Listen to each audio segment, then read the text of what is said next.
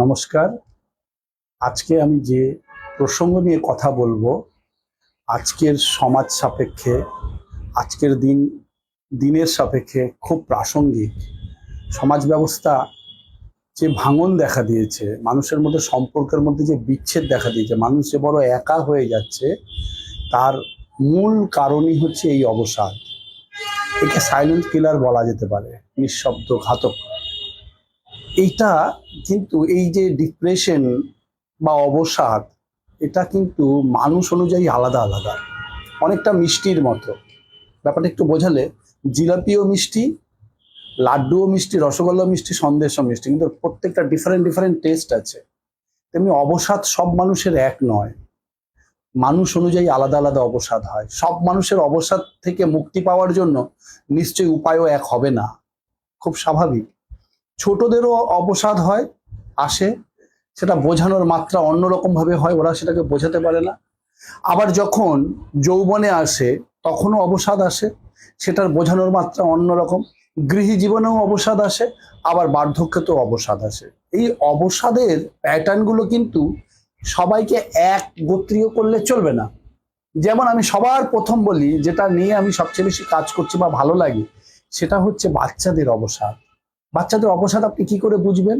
সবার প্রথম বুঝতে পারবেন যে ওর পেশেন্স একদম নেই, ও কোনো কিছুই সঠিকভাবে করতে পারছে না। একটু সময় পড়ছে, পড়তে চাইছে না, মুখের উপরে তর্ক করছে, সবকিছুতে অনীহা, খুব পরিমাণে ফ্রাই ফুড খেতে পছন্দ করছে, রাত্রেবেলায় অনেকটা রাতে ঘুমাচ্ছে, সকালবেলায় ঘুম থেকে উঠছে না।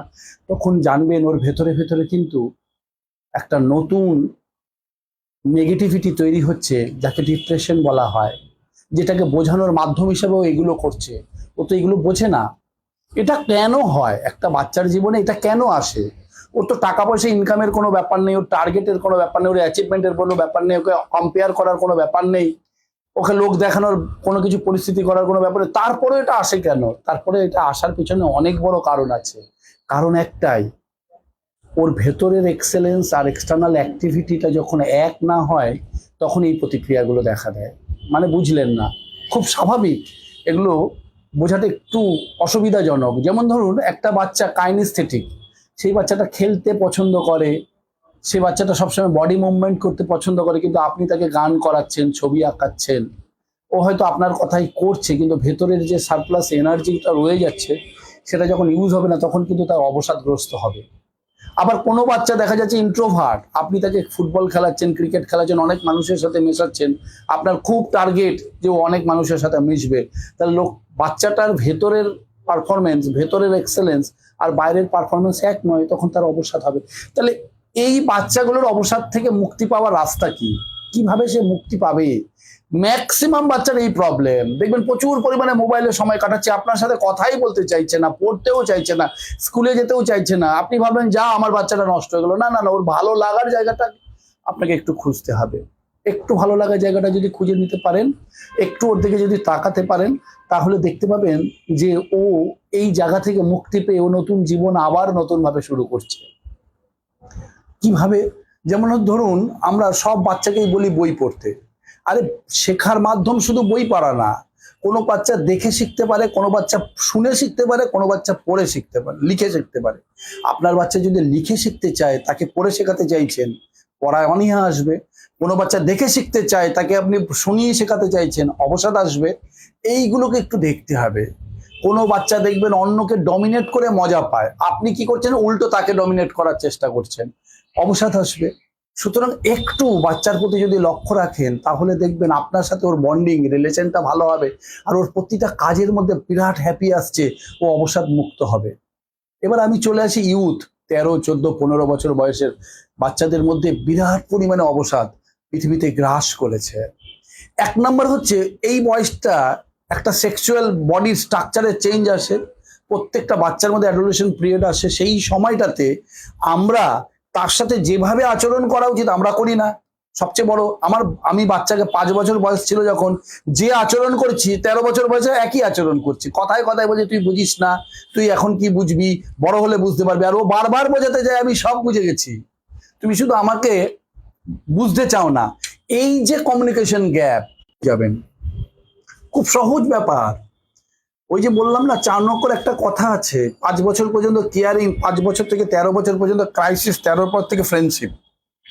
বাচ্চার সাথে বন্ধু হয়ে যান, একদম ওপেন টু অল আলোচনা করুন, জীবনের সমস্ত অনুভূতিগুলো ওকে একটু বলুন, ওকে বোঝানোর চেষ্টা করুন যে তুমি এখন বড় হয়ে গেছো, তোমার কাঁধ আর আমার কাঁধ সমান সমান, তোমার জুতো আর আমার জুতো সমান সমান, তুমি এখন আমার সন্তান নও, আমি তোমার পিতা নয়, তুমি আমার বন্ধু, আমিও তোমার বন্ধু।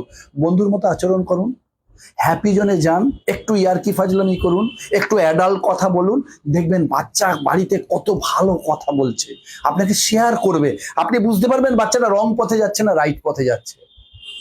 এবং সমস্ত প্রবলেমগুলো একদিনে সলভ হবে না, একটা পার্টিকুলার দিন, উইকেন্ডের কোন একটা দিনে আপনি চলে গেলেন বাচ্চাকে নিয়ে কোন একটা জায়গায় ঘুরতে, ঘুরতে যাওয়া মানে সেটা দার্জিলিং এ চলে গেলেন, ঘুরতে যাওয়া মানে আপনি সে নৈনিতাল চলে গেলেন, অনেক টাকা খরচা, আমি সেটা বলিনি। আমি বলতে চাইছি দক্ষিণেশ্বরও যাওয়া যায়, আমি বলতে চাইছি বেলুর মঠে যাওয়া যায়, আমি বলতে চাইছি নাকুরের মিষ্টির দোকানে গিয়ে দুটো মিষ্টি খাওয়া যায়।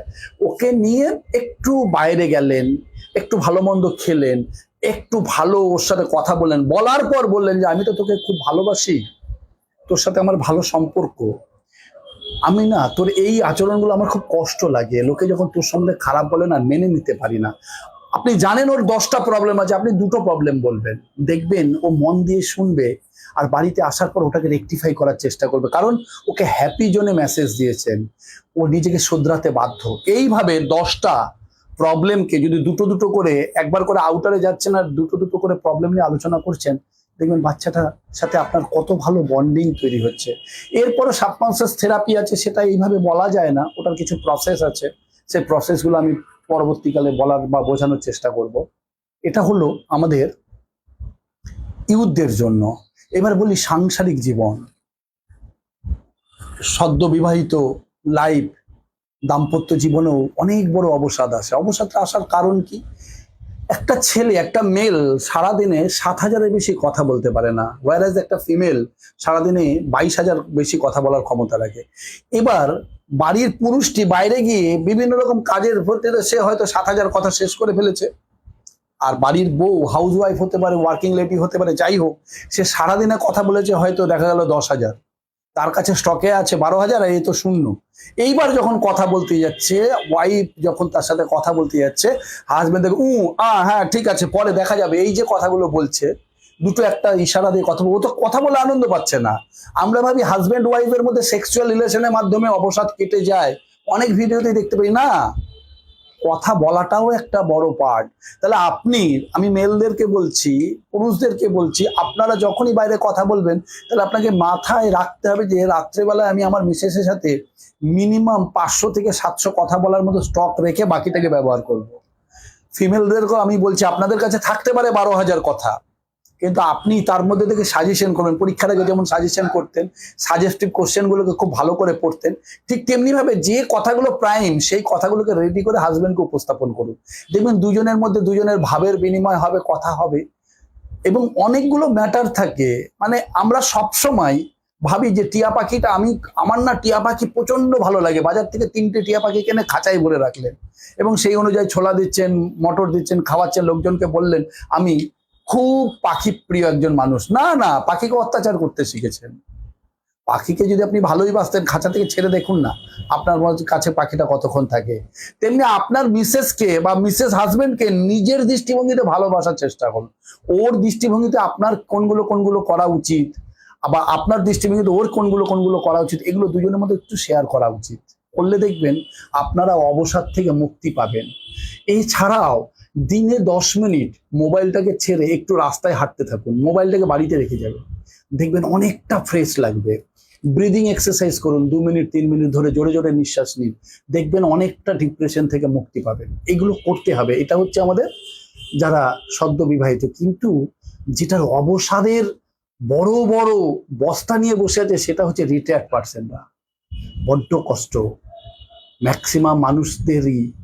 এই যে 60-55 এজের মানুষদের মধ্যে অবসাদ এত গ্রাস করে, বুঝেই উঠতে পারে না সেখান থেকে মুক্তি পাবো কি করে। ধর্ম বলছে তুমি সারাদিন নাম জপ করো, উনি নাম জপ করার চেষ্টা করছেন কিন্তু মন বসছে না, মনটা বসবে কোথা থেকে? তার ভেতরে তো অনেক কিছু আশা এখনো পর্যন্ত অতৃপ্ত রয়েছে। ধর্ম বলছে মৃত্যুর পরে তুমি শান্তি পাবে, বেঁচে থাকা শান্তির কোনো রাস্তা নেই। কিন্তু বেঁচে থাকা শান্তির রাস্তা আছে। ফিনিশিং স্কুল বিদেশ এখন করায়, জীবনের শেষ সময়টা কিভাবে কাটানো উচিত বিদেশ দেখায়। আমাদের ভারতবর্ষে এরকম কোনো সিস্টেম নেই।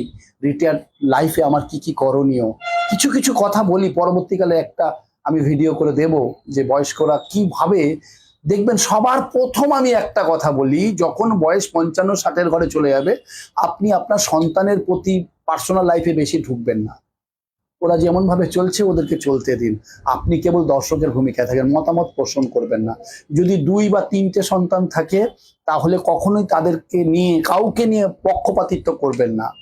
আপনার পুত্রবধূ বা আপনার জামাই, পছন্দের হোক আর অপছন্দ, আপনার পছন্দের হোক বা অপছন্দ, আপনি সেটাকে নিয়ে কখনোই ব্যাখ্যায় যাবেন না।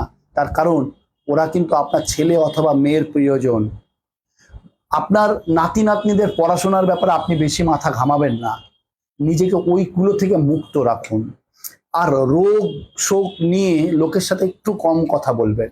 যতটা পারবেন সকাল থেকে রাত পর্যন্ত সুস্থ থাকার চেষ্টা করবেন।